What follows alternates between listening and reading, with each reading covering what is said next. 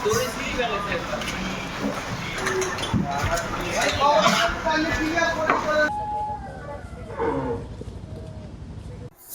পালিয়ে 1 বছর ধরে পালতেছি, কুরবানি উপলক্ষে বিক্রি করার উদ্দেশ্যে। আছে 8টা শাহিওয়াল ষাঁড় আছে, হলস্টাইন ফ্রিজিয়ান। আমার একদম গাভী গরুর খাদ্য খায়, গমের ভুসি, ভুট্টা, ধানের গুঁড়া, নারকেলের খোল দিয়ে। আশা তো করতেছি ভালো দামেরই একটু। এখন বাজার কিরকম যাবে।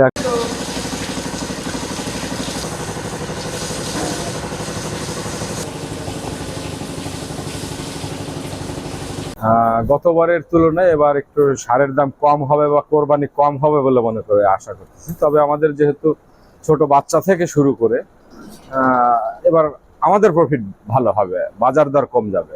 আমাদের 1 লাখ টাকার গরু ছিল যেগুলা, সেগুলো এখন 2 লক্ষ টাকা বিক্রি হবে। সেক্ষেত্রে 50,000 টাকার খাবার বা রাখাল কস্ট, কারেন্ট বিল এগুলো দিয়ে চলে যাবে। 50,000 টাকা, 40,000 টাকা, 30,000 টাকা এগুলো লাভ হবেই। আরো আসতেছে।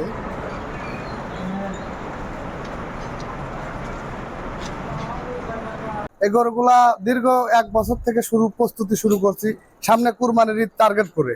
এই গরুগুলা মোটা তাজান করছি, দানাদার ন্যাচারাল খাদ্য দিয়ে পালন করতেছি। সামনে কুরবানির ঈদে ভালো একটা প্রফিট পাবো, এই কারণে রেডি করতেছি। অরিজিনাল দেশি গরু আছে, 100% শাহিয়াল গরু আছে, এক কথায় ভ্যারাইটিস সব রকম গরু আছে আমাদের কাছে। এখানে আমাদের গরু আছে 18টা। এখানে আগে যা দানাদার খাদ্য দেওয়া হইতো তার থেকে একটু বাড়ায় দেওয়া হয়েছে, পাশাপাশি কাঁচা ঘাস আছে। এক কথা বলতে যেন আপনি ঈদ সামনে প্রস্তুতি নেওয়া চলতেছে।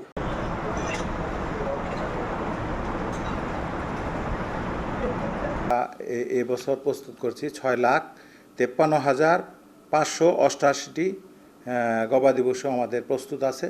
আমাদের চাহিদা হলো 3,36,572, আর উদ্বৃত্ত থাকছে আপনার 3,17,016, এবং খামারির সংখ্যা 33,040টি। প্রত্যেকটা উপজেলায় আমাদের ভেটেরিনারি মেডিকেল টিম এই হৃষ্টপুষ্টকরণের জন্য গঠন করা আছে। তারা এটা দেখভাল করতেছে, পরামর্শ দিচ্ছে, এবং ক্ষতিকর স্টেরয়েড যেগুলো ব্যবহার করে সেগুলো যাতে না করে। আমরা সভা, সেমিনার, এই কাজগুলো আমরা যথানিয়মে করতেছি, এবং গরমে যেন কোনো ক্ষতি না হয় আমরা এই বিষয়ে পরামর্শ দিচ্ছি।